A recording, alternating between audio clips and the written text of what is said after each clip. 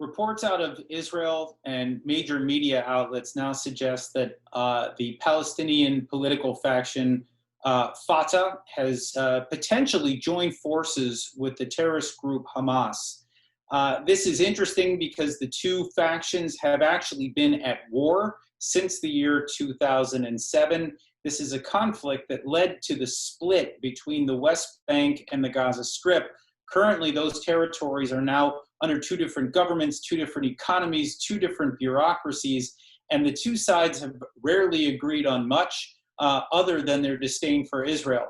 The reports now suggest unity, or the potential for unity, in the aftermath of a joint press conference that took place, a video press conference that took place on July 2nd, where Salah Arori, one of Hamas's senior terrorists, appeared on the same screen with Jibril Rajoub, who was one of Yasser Arafat's strongmen in the West Bank and a key figure today in the Fatah party.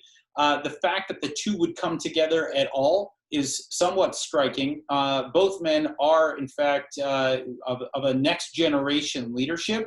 And there has been some speculation that perhaps they are now looking ahead to an era where Mahmoud Abbas, the current head of the Palestinian Authority, is no longer around, and that perhaps they could join forces as they appear to have at least some semblance of an alliance. Their appearance also does suggest that Qatar, or perhaps even Iran, has more influence over that next generation, and that would, of course, bode poorly.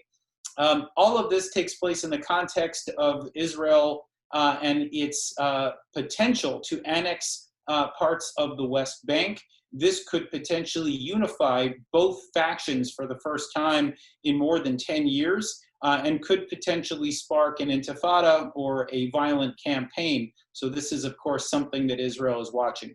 That all said, the history of animosity between these two factions suggests that they are not likely to come together anytime soon. Still, however, there is a potential for this as things continue to change on the ground.